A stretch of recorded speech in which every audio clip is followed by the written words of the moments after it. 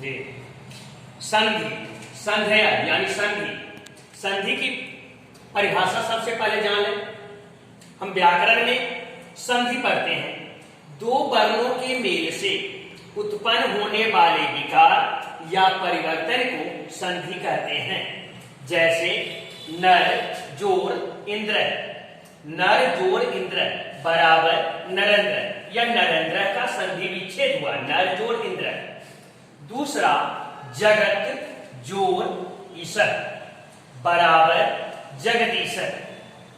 संधि की परिभाषा के बाद संधि तीन प्रकार के होते हैं: स्वर संधि, व्यंजन संधि और विसर्ग संधि। संधि तीन प्रकार के होते हैं: स्वर संधि, व्यंजन संधि, विसर्ग संधि। स्वर संधि के अंतर्गत जब दो स्वरों के मेल से कोई विकार या परिवर्तन उत्पन्न होता है, कोई विकार या परिवर्तन उत्पन्न होता है तो वह स्वर संधि होती है। जैसे सूर्य जोड़ उदय बराबर सूर्योदय, सूर्योदय का संधि विच्छेद होगा सूर्य जोड़ उदय बराबर सूर्योदय। दूसरा सदा, सदा जोड़ एव बराबर सदैव। तीसरा इत्यादि, इति जोड़ आदि इत्यादि।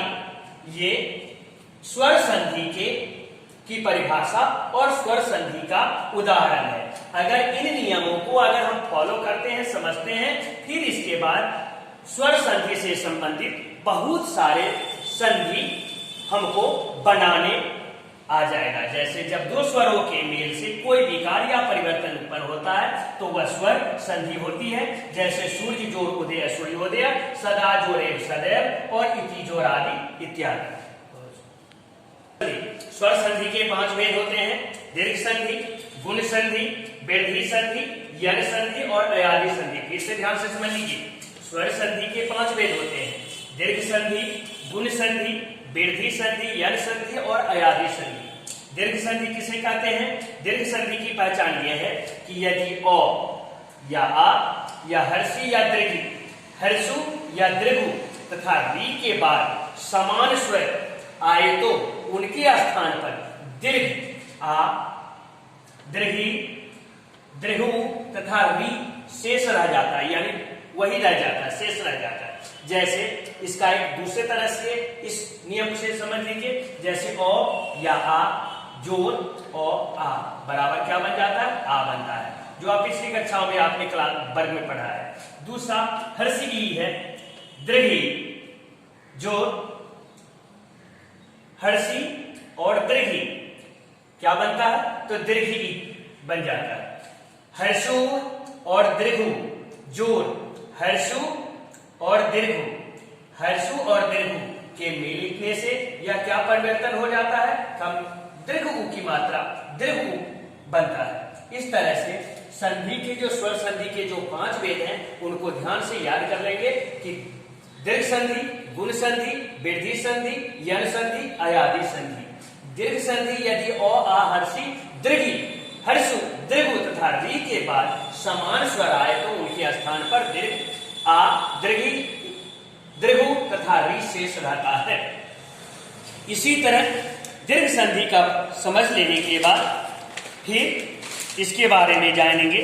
जैसे अ जोड़ अ और जोड़ अ अगर आ रहा है तब हम उसका संधि विच्छेद बनाएंगे। जैसे दीन जोड़ अंक, दीन दिनांक का अगर संधि विच्छेद बनाना पड़े, दिनांक तो दीन जोड़ अंक दिनांक।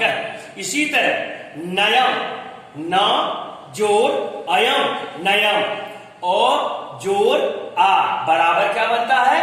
अ जोड़ आ बराबर क्या बनेगा? आ बनेगा। आ की मात्रा आएगी। जैसे पुस्तकालय, पुस्तकालय का संधि विच्छेद होगा पुस्तक जोड़ आलय, पुस्तकालय। इसी तरह अगर संधि विच्छेद अगर हम बनाते हैं हिम विद्यालय का तो विद्या जोड़ आलय, विद्यालय। हिमालय का संधि विच्छेद बनाएंगे तो हिम जोड़ आलय, हिमालय। विद्यार्थी का संधि विच्छेद बनाना होगा तो विद्या जोड़ अर्थी।